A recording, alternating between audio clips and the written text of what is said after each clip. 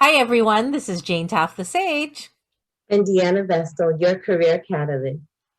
And I am Jacqueline Howard, and I am the Giggle N Smooch Poet. We are with the Lipstick Leadership Legacy podcast. Now, you know that our podcast is hosted by two sassy, amazing professional women, and we invite amazing other individuals onto our podcast, and this particular podcast is no different. We are tackling a subject that is really close to our hearts, literally close to our hearts this week, and we're talking about grief. This particular month, we talked about the power of choice, and so far we have covered the philosophy of choice, personal choices and their results, good and bad fruit, as it were. Last time we took time to grieve a friend, and today our show is entitled Choice. Grief is a journey, and we've invited a very good friend of ours. I really want Miss Deanna to introduce Miss Jacki and get us started here. Thank you. That is my pleasure. Last month each month, the Lipstick Leadership Legacy community maps out our theme. And this month was intentionally all about choice. And we were co-hosting with Phyllis Clements, the author of Let Your Choice Be Your Voice. And as a special leader and guide to those of us who are leaders, we were saddened and deeply shocked by hearing the news that she passed away. And to us, it was sudden. And I immediately thought of Jacki, Miss Jacki, as I considered my own journey and my own life with Phyllis, because she and the two of them are like relationship goals whenever they're together. And so I called her and we had a chance to talk. And I tell you, my heart was broken when I heard the news. And I just even still could not stop seeing Jacki and Phyllis together. And Phyllis like laughing and even in real time. And so I had this feeling like, oh my goodness, my heart is with you, but I can hardly imagine. There's no way to ever guess what Miss Jacki is going to say. And true to form, she lit my life with memories and her philosophy. And she also graciously offered to be with us as we address our love and our lives, but also our philosophies on grief and grieving, the life and death process. And she is known to me as the Giggle N Smooch Poet. Welcome, Ms. Jacki. Thank you. I'm sorry under these circumstances that I have to be here, but yes, I am grateful to be here and grateful to try and give some kind of bridge between your conversations with Phyllis and her book, Let Your Choice Be Your Voice, because she was that little powerhouse. And with her passing, it seemed that everybody was all of a sudden thrown into this unknown. The pandemic was enough of an unknown. And then the lockdown was a different kind of unknown. And now we're going into grief because her passing was just not supposed to happen. I could have called out any name. I could have called either one of you and said, I have some really bad news. And never in a million years you would have expected me to say Phyllis Clements. Yeah.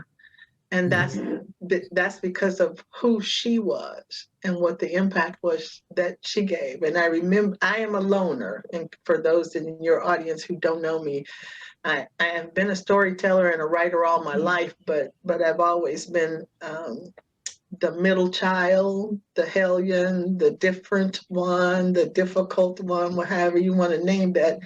I'm Gemini, so I was born to live in those two parallel planets. And I remember always being a loner, and I met Phyllis 7 years ago. We were at a women's conference, and you know how you get these emails that say, Black women are going to join, we're going to create our own chamber of commerce, and we're going to meet on such and such day. And I was sitting in my house going, there can't be that many Black women here, you know, so who's going to meet? This probably going to be a group of 10 or 12. And I got there, and there was a room of 300 Black women. Wow. All sizes, all shapes, all ages, all colors, all backgrounds. It was such diversity that I spent the time like I was a little girl in Tennessee like this. And I just kept looking around, and there was Phyllis. And she was this little bright, smiley, bubbly kind of person. And she was standing a little ways away from me. And you know how your eyes lock on somebody and you just realize, okay, there's a familiar face. She's just as uncomfortable or not really sure about this place as I am. I'm going to go stand by her because she'll give me strength, because my little loner self was saying, oh, God, please let somebody be close to me, you know. And so I made my way over, and we just started talking, and it was like we had been friends for 40 years in like 5 minutes. And they started realizing that the women in the audience were older and wiser and had some history, like we were standing with our ancestors in real life. Because you could see the women's gray hair and the headdresses and the gracefulness, you know, of a Black woman when she enters your room. It was just different when they're older. And they decided we better put some chairs out, and because there were 300 women standing. And so they go and somebody tries to grab chairs, and they bring out like 4 or 5 chairs with 300 women in the room. So everybody's now trying to scramble for the chairs, and then they decide they're going to bring out some tables. So everybody's scrambling for tables, and Phyllis and I got to the same table. And we started talking, we kept talking, and she kept saying, I've got this idea. I really think like this. Women need to get together and find out who they are and where they come from and what they have to share in a safe environment. But this is, you know, a chamber of commerce. This is business and more formal. I just want to sit and have coffee and talk to somebody. She said, I'm thinking about having a group at my house, but I don't think anybody would come. And without thinking, I said, I'd come.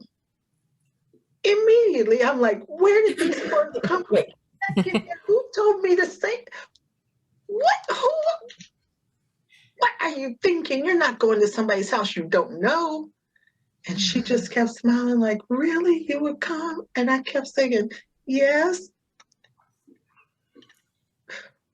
A year later, when I was introduced to Coffee and Conversation, after my very first visit, I couldn't tell you if I wanted to cry or run or like jump up and click my heels. It was a genuine tribe. Yes, there was a theme, but Coffee and Conversation was a true communal gathering of that you be who you are. Yeah. Women who could be who they are. Yes. I met you there. I was surprised to see Jane there one time. It was like a place you could commune and reunite, but network, and it was absolutely without airs. She was the first person where everybody was welcome. Everybody. She didn't care where you came from, what you had, what you didn't have, what you knew, what you didn't know. Everybody was welcome. Yes. And she acted like it. When she is. Yes. Yes. She acted excited to be my first. We met, you know, through Coffee and Conversation, but also at a very unique, a very unique workspace. Here in Sacramento called the Workflow Lounge. And we were both members there, and she was excited to be my first employer as a standalone business. But boy, was I shocked when she was actually the publisher with 24 authors. You would never know the breadth of her power and how much she can get done in one day, because she was always so laid back and so hilarious and always made time to talk. That's what I'm trying to say. And she was a fierce leader. When I saw the two of you together, I knew the beauty of your relationship. And yet, when she and I don't know how she made time to be wherever I was, whenever I asked, all over the community. And I felt the same way, like we're just bosom buddies. There is a sense that we are stronger together, wherever she is, and we were. And then I still hadn't read the book. So can you talk to us a little bit about your history with the power of choice and Phyllis's philosophy? The things that we have in common with that is that she spent 10 years writing that book about the power of your choice, meaning that you have wisdom in what you choose to do with life.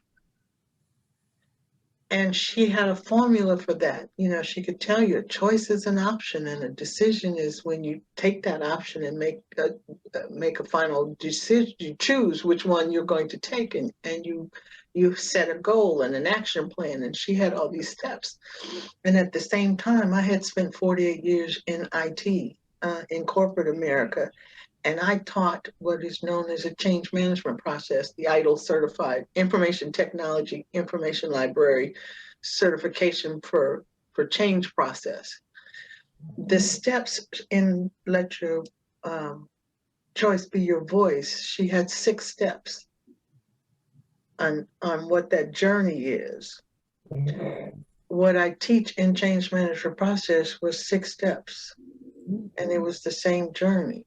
Different titles, but it let me translate my language.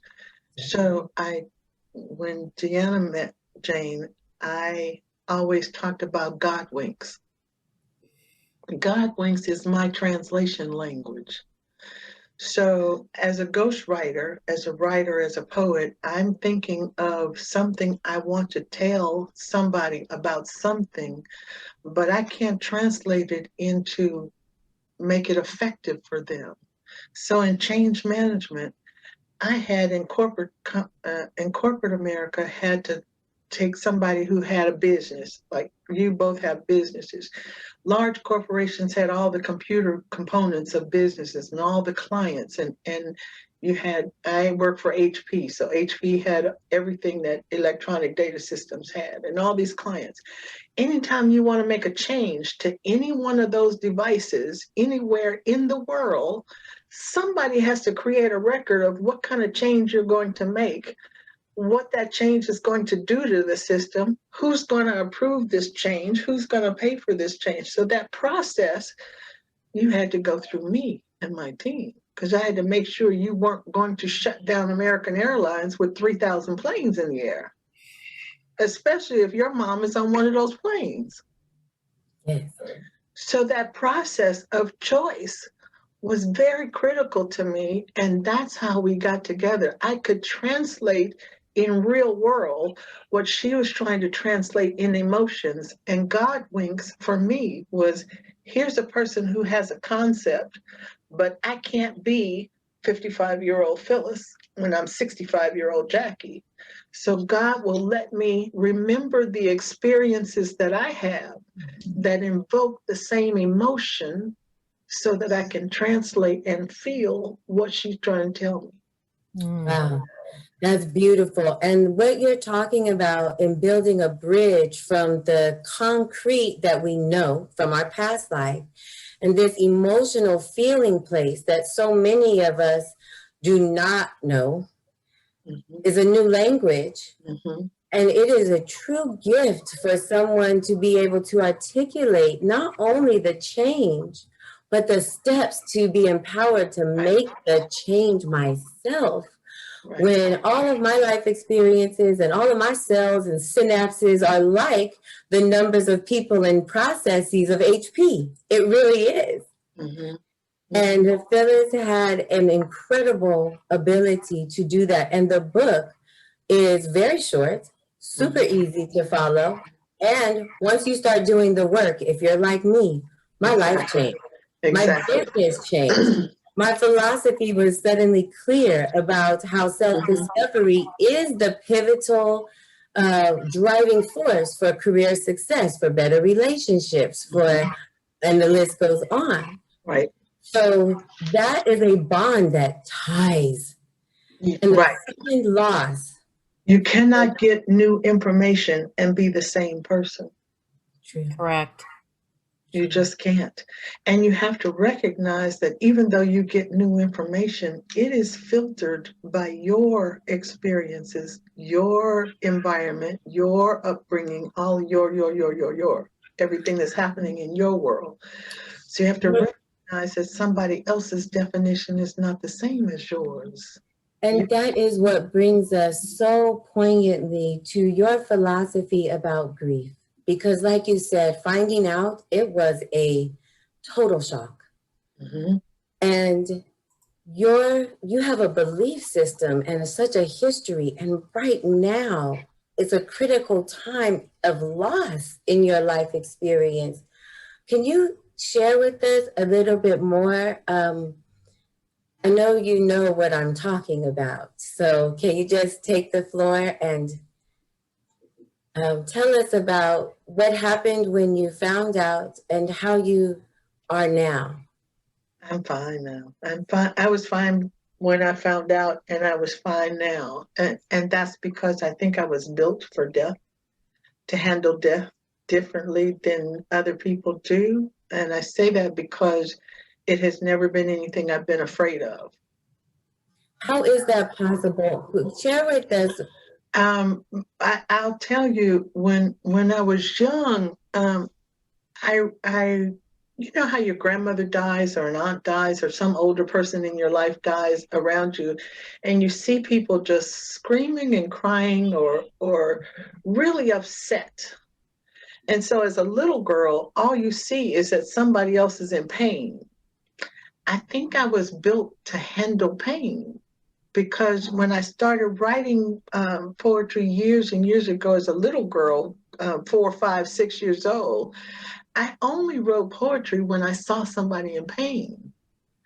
But I didn't see that they were hurting and I needed to go cover them for the hurt. I saw pain as me being able to translate how to get them out of that. Mm-hmm. So when we had friends that lived in the house behind us, and their house caught on fire, and they were little kids that I played with. There were, I think, 5 or 6 children, and they're both parents, and they were friends of our family. But I got up to get a glass of water in the middle of the night, and I saw the light, and it didn't look like the right light, the right kind of light, So I grabbed my dad and I said, "There's something going on at the Walker's house." And Daddy, I pulled him out of bed, and he came and looked in the kitchen window, and he said, "You go back to bed and you stay there and don't you wake anybody else up." And I said, "Okay." And he got dressed and went out the door to that house. And I got dressed and went right behind him. So I saw that the house was on fire, and I saw that my friends had passed. Couple of kids had passed away, and the firemen were putting the blanket over top of them. When my dad realized I had come right behind him when he told me to stay home, but he realized that I wasn't afraid. I was sad, but I wasn't afraid. And so the death never bothered me. Fast forward, when my father-in-law died, I'm sitting in a church with my now ex-husband, but my husband at the time, and his father has died, and his mother, they had been married for 64, 65 years at the time. And she's screaming, and her children are just sitting there in the front row, not saying or doing anything. I'm the in-law that she hates, right? So I'm like, why are y'all letting her scream? And short thing, I walked up to her in the middle of the church and I whispered, "Are you okay?" And she said, "I want to touch him, but I'm afraid of his dead by touching him." So I put out my hand and I said, she said, "He's cold." And I said, "My hand is not cold." And she said, "No." Now, this is a matter of seconds in front of 300 people in a church, right? I said, "My hand's not cold." And she said, "No." I said, "Then grab my hand and put my hand wherever you want." And I turned my back and I handed her my hand and she brushed his face and she touched his heart using my hand, but she stopped screaming. Mm. And when she was finished, she looked at me like, "Okay, I realize you're still my in-law." And she let go of my hand and walked back to her seat. She never said thank you. She never said anything about it, but it got her past that moment of being able to say goodbye to the man she loved. Mm. So I knew in that moment that grief to me meant something different than it did because she was screaming. I wasn't. Mhm. I knew something was different, and I'm okay with that. And I know you are doing that for some of us right now. I can speak for myself. The same You thing shared with with me that Right. you have no unfinished business I with don't. her. And not only that, but stand in the charge as you, not her, to continue some of the things we had already planned. Right. You have to focus. When somebody dies unexpectedly, you keep thinking about the loss of what you've lost. It's not that the person is gone, because she could have been across, gone to Europe for 2 months, and it still would have been a loss because you couldn't connect to her. You see what I'm saying? It is the loss that you have, and you have to, my opinion, is to not focus on the loss, but focus on the gift. I had her for 7 years. I had that giggle. I had her speech. I had her philosophy. I had her sharing. I had her. You can count your blessings one by one and you'll lose count before you're done. You can rattle off all the things she did for you, all the things she did with you. You can put it to rhyme and to reason and to spirit and to emotion. And you can really, really just let that fill you with what she gave you. And if you concentrate on what she gave you, then you start to think about, if somebody pours into me all of this good stuff that I just explained, who am I? Amen. Now you start to sit differently. You start to walk differently. You start to talk differently because you can't get new information and be the same. That's right. Then Not this kind. you guys talk about this lipstick legacy. Lipstick leadership legacy. You cannot have somebody pour into you and gift you and then not want to be part of her legacy. Amen. How will you use what she gave you to gift to the world in whatever flavor God made you in? That's right. God made me a writer, and he gifted me with being able to take her publishing class before she died. So now I can publish. Self-published. Use my gift to carry on her legacy while I'm still creating my own life, doing the things that I want to do. Yes. And we are so glad to welcome you into our tribe, our Lipstick Leadership Legacy podcast and community, because we are people who purposefully identify as leaders, who respect all age groups, and we're champions for mental health and the power of choice. You know, since I recognize you as a person of influence, and you do not walk around as such, even though hanging around you changes me. Both of you, all of us, as we are sharing each other's experiences and just gifting one another with who we are, Right. I'm blessed, honored, I'm changing, and we are now gifting that to as we expand, to continue the torch, to lead and guide together. Exactly. We're not only like doing some professional and personal development work, but we are like boldly, audaciously hoping to continue to grow. I feel like I'm wearing her, I've got a PC tattooed on my heart for Phyllis Clements. She was Sunshine Solutions in action, in business, and in her everyday life. Exactly. And she used to say, remember how she used to say, my choice is my superpower. And she would fly around like she had a cape on her, because that's the way she wanted everybody around her to feel. Your choices that you're making, that all of us are making, are our superpower, because we get to choose what we want in life. And all of the things that we are doing to make sure our communities, our families, our legacies are whole and complete is by what we give of ourselves. Nothing matters. You can have all the education in the world. Doesn't mean a damn thing until you share it with somebody. Yeah, I so agree with that. I so agree with that. You know, it's interesting that you get to that point, because in what we're doing in the L3P community, you know, with leadership, in order to lead, you have to have people to follow. People only follow those who give to them in service. Exactly. You know, in order to leave a legacy, you have to have people to accept what you did while you were around them, how you affected them, how you influenced them.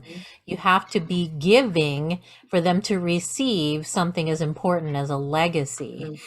And I love that you said that, Miss Jackie, because wow, you know, we start with what Phyllis left to us. And I know when in conversations with Deanna, we talked about that, you know. Now, while it's okay to grieve in the way that is right for you, Right. we also want to remember that grief should not be the end, right? We should get to that level of gratitude for the gift, right? And that's what I really love that you feel so strongly about in your philosophy around death, dying, and grieving, because the gift is so important. And that's truly what helps us remember and honor someone, right? Because there is no honor in simply being in grief. There's no honor in that, right? And you know, if we're really going to break it down, that's all about me, not the person who left, who's now gone to me. And the real honor is in the revelation that they left something for me purposefully. Your paths crossed by design. Exactly. And they crossed at the time when both of you were open to receive that gift. Yes. If you recognize that, you cannot do anything but honor it. Right. Right. And we were talking about that, you know, gosh, the last few days, even as we were quiet online, we were having discussions about how different people grieve. And before we get deep into this, because there is more, yeah, there's more. There's always more. We do want to mention that, you know, right around the corner is March, and our book discussion selection for March is The 7 Habits of Highly Effective People. Now, I know out there you're thinking, I've heard of this book before. It's foundational to leadership. Yes, it is. But why do we feel it's foundational? Because it is timeless as far as its lessons for your mindset and behaviors for success. You know, they only say things are timeless when the principles are so strong that it doesn't matter what point in time they're applied, they are consistently true. And the Seven Habits has been something that's been around, I want to say, over 30 years now. Actually, I have a book that is, I believe, the 20th or more anniversary. My daughter got it for me for Christmas. And, now Stephen Covey's son, Sean Covey, has created a foreword to it. Talk Oh, about a wow. legacy. Wow. A legacy, right? That your adult son will add on and give his stamp as well and perspective on something like your landmark work, right? And so as is our custom, our book discussion will be on the fourth Thursday of the month. That's coming up on March 25th. You have plenty of time to read the 7 habits with us. We will cover a couple habits a week through our podcast, but join us on March 25th at 7. Register via our meetup.com community, and we will be happy to have you there. Amen. As we continue in the conversation, we are already, the three of us are ready to move on from traditional modes of learning. For example, we learn when we can convene. We learn when we gain new information, but also in our life experiences through grief, through loss, through memory, and through our legacy as we carry on. And so I'd like to know, or maybe open the dialogue for some lessons that we've learned from our personal grief journeys. Miss Jacki, what about you? I talked about earlier that you don't focus on the loss and that you really concentrate on the gift. Mm. That allows you to expand into what you are becoming, because the lifespan is a journey. It doesn't really end until it ends, right? But in the becoming, you get to figure out what you want to do. One of the things that Phyllis was good at for me is that she realized I had been writing all my life, and she was a publisher. So she said, okay, I can put your publish your poems, and she did. Out of the 17 books that I have published, she published 11. Mm. And so in the becoming, she realized, okay, you can write poetry and you can speak in public and you can get on stage and on radio and on TV. But there's something else about you that I sense that is not coming out. And I said, I have always told my stories. Mm-hmm. But I really want to make sure, as a Black woman in a country that does not recognize me as being Black and valuable, that there are so many of our stories that are not told. So she said, what would you want to do? I said, I want to tell somebody else's stories. And she and another friend, Angela, who owns Workflow Lounge, they had a friend. The man's name is the same as Angela's husband. His name was Sidney Moore, and he had a story, but he doesn't know how to write. Mm-hmm. Ding, ding, ding, ding, ding. The two of them said, "Oh, you need a Jacki." He's saying, "What's a Jacki?" And Phyllis said, I'll introduce you and she called me and said, I think you should write his story, but he doesn't know how to write. This man gave me 3 pages of bullets. This is the bullet, the real bullet. Dot, and this one line. Dot, this one. 3 pages of bullets, and I turned that into a 50-page book for him after talking to him twice. Wow. I realized I could tell somebody's story, and that man, Sidney Moore is his name, walks around Manteca where he lives with his little published book, telling of his story of triumph, which is what I wanted, because Wow. I wanted to leave that for his daughters. Nice. That's when That was only the beginning. that's when I became a ghostwriter and learned that I could write other people's stories. But in the pandemic, in the midst of writing other people's stories, not too many people have the finances or the knowledge of trying to put a story together. There are Black businesses who can't write their website beginnings, or can't write their business papers, or can't write their press releases, or can't write their biographies. I'm a writer. Mm-hmm. I can You write. are that. So I offer writing services to those people that can't write. Doesn't matter whether you publish it or not. It is you introducing you to whoever you want to introduce yourself to. Mm-hmm. I sat in a Kaiser pharmacy one time and a woman was telling somebody about her child being sick and that her child didn't know anything about her. I said, you need to just grab a journal, a notebook that's $2 in the store, and introduce your son to yourself. He only knows you as mom. He doesn't know you as teenager. He doesn't know you as the person who learned how to ride a bike just like he did. He didn't know when you learned how to tie your shoes. Introduce yourself to your children. That is a huge lesson. What a beautiful thing for you to share. That's what grief is, in the grieving process. Understand what you lost, but understand what you've gained and do something about making sure you leave that legacy of who they were in your eyes and the value that they gifted the world. Amen. Who they were. Absolutely. Yeah. Thank you. That's beautiful.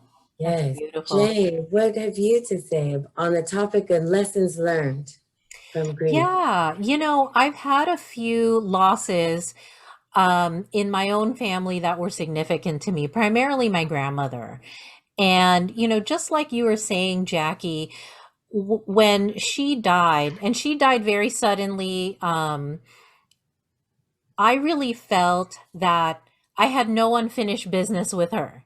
Mhm. I had told her I loved her every day because I did, right? Mhm. And that wasn't something we held back from each other. It wasn't one of those, it was a very openly loving relationship. Told her how much I appreciated her. At that point, I already had a child, and I was so excited to have my first child when she was still alive, because that was my gift to her. Here's your great grandchild, Um, but really, what she taught me in grieving for her was make sure you tell people you love them and appreciate them, because my mom's story with her own mother at that same period of time was opposite of mine. She had argued with her that morning. She was upset with her. And that is the hardest, right? When you don't have a close, loving relationship, or even if it's momentary, rise in anger, when they pass, you remember that very last moment, not the sum total of your relationship. Right. And I didn't live in grief. I didn't live in grief. I felt the pain of her loss, just like we're all talking about, but not that there was unfinished business. So that's become very important to me. Tell people you love them in real time. Mhm. Secondly, it was, and I have made this a practice myself. I don't quite believe I'm an empath by label, but I'm very sensitive to promptings. I believe God puts it upon my mind and heart, a person, and I call them up. Even if it's been years, I will try and find a way. There's been some extraordinary things I've done. There's been some ordinary things that I've done to get reconnected with people. And I believe promptings are from God. And every time for me, that person who I get to connect with says, wow, I was just thinking about you. Right? Because Yes. that prompting is so strong that the other person feels it too, or they call for you unknowingly and you respond, because nothing is impossible with God. And so for me, it's always been a blessing for me to reconnect with that person, hear whatever has been going on in the gap since we last connected. And finally, this is the hardest lesson that I've had to learn, and I learned it with my grandfather's passing, that forgiveness can be given in death, but it sure is sweeter when it's given during life. Woo, that's heavy. That's a big Yeah. one. Yeah, because, I had to forgive my grandfather after he died, several years after. But I know the forgiveness that my mother and I experienced, because my mother's still living, man, we get to live into that forgiveness. We get to have relationship that's grown through that forgiveness. And that I will not have with my grandfather, but I know I have a settledness and a shifting in his memory because of that personal forgiveness that I engaged in. So those were my big lessons. It frees the space between where you're holding that energy. Yes. When you release that with forgiveness, Yes. It is a very effective way of getting peace in that. Yeah, because that piece is for you, the living. Peace is for you. Oh, that makes me smile. That's so comforting. It is. Yeah. How about you, Deanna? I have learned lessons in this shift of consciousness. I would have said loss any other time of my life, but I have learned lessons this time that have spanned that have spanned reality, if you will. Listen to your intuition would be the lesson that comes to mind right off the bat, because grief is disruptive. And by me adhering to first the still small voice, imagining, I did not ask, Phyllis, where are you? How could you leave me? That never crossed my mind, but I saw her like laughing. And it shook me to my core in that I have to know that she is fine now, just fine. It is I who am sorrowful.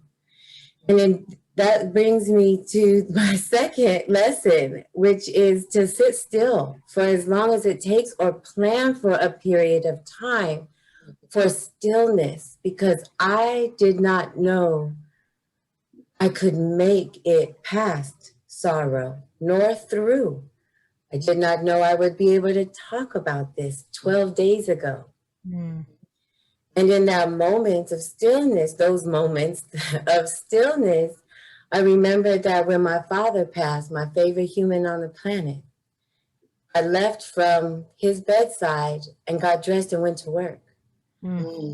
Years later, when my mother passed, I left from her bedside and went directly to handle the business of death with life insurance, telephone calls, and et cetera, et cetera. Those of us who know the high productivity required for those of us who assist in the business of death.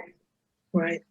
And this time, this experience has gifted me a chance to review and reflect on where I was before. That for those of us who are, and I'll speak for myself as a Black woman born to a Black man and a Jewish woman, the opportunities to grieve, to be still, to articulate how it feels in that shift of consciousness, it is too rare. It is sometimes a lifetime of not examining. And that power in life, for me, I feel is the gift that now I see them as my ancestors. I honestly thought that before now, my ancestors were generations before me. Now I know. And in the shining light, I am in the sun. I am the sunshine. As my personal legacy. And furthermore, my last point would be about follow tradition. If it's not from your own family members or your own family culture, do some research, find something that you can hold dear.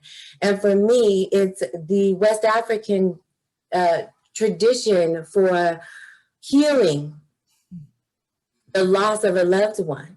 It does require, in West Africa, women come from everywhere to assist the wife, not to cook, not to anything. Don't move. She even can be bathed for a period, so that she has time to be honored for the experience she had with that person. And I am so grateful to say, in my experience, and to share as a lesson for anyone else, that today I'm enough. You are the whole tribe that you need to sit and nurture and be still in your memories. So that you can walk on, live on. And not only that, but actually embrace, embody all of the greatness, all of the gifts of the loved one who actually you did not lose. You become. You become. Yeah, they pour into you. You become.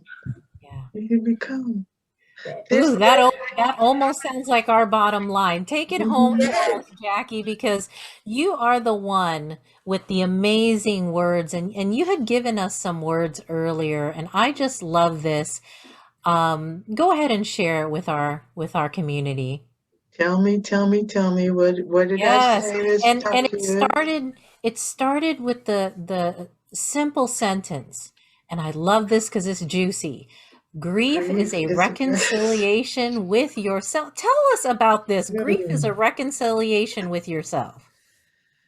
When it comes to someone leaving you, the emphasis for most people is they left me. When the reality is, it's as young Van Sant would say, it's all about you, boo. It's Talk about you, boo. all about you. So the grief is the reconciliation with what is lacking or left or missing from you. And when you concentrate on the negativity of lack, it will lead you down the rabbit hole. But when you talk about the positivity of lack, it will lead you to the next level. Enlightenment. So think about, I'm good, I like acronyms. Two word, well, I have a lot of them, but okay, I'll take the word question. If you take the word question and you put a space after quest, a space after I, and then a space after ON, the word question, it's asking you, what quest am I on? Yes. What quest are you on? What quest am I on? Then you take the word impossible. If you take the negative side, everything in life is impossible. But if you put an apostrophe after that I, it becomes I'm possible. And the positive side is that God, or whoever your higher source is, will pour into you everything you need to become possible. Now, if you take all of that and you think about the acronym of fear, when I was growing up young, it was false evidence appearing real. That really is the way we were all programmed until I came into my own power. Fear is face everything and rise. Right. You're not going to get out of not facing it. You're not going to get out of not having challenges. You're not going to get out of not living life. Your choice, as my sister would say, is your superpower. It is your perspective of how you respond and react to what's coming at you. Yes. I choose to face everything and can rise. Yeah. Because my sister knew in me what I didn't know in myself sometimes. And she was strong enough to say, guess what? I was thinking of such and such. Maybe you can help me with that. Yeah. So good. So good. You know, what an honor it is to know someone like Phyllis. And what better way to honor her than rising, than choosing well, than sharing. And we've done a little bit of that here, and we will hopefully continue to do it through our own lifetimes, through our own lifetimes. What a wonderful conversation. I really, really appreciate you, Miss Jacki, for coming in, sharing your wisdom, your relationship, and every reflection you've had as a result of your friendship. It's You an know, honor. I believe that good, solid friendships as adults really help keep us together when we otherwise feel like we're going to break apart. Help tell us the truth when we're trying to mask. Yes. And really just fill out all the colors, right? In an otherwise somewhat gray and trying world, right?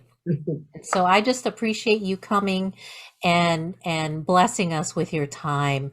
Next week, we are approaching a new month with a new theme. And as you kind of got a clue from our book choice, we will be talking about habits for a life worth living. We want to thank you so much for tuning into this week's Lipstick Leadership Legacy podcast. This is JaneTaff the Sage. Deanna Vestal, your career catalyst. And Jacqueline Howard, Giggle N Smooch Poet. May your lipstick stay fresh and your attitude stay sassy. See you next time. Thank you. Thank you.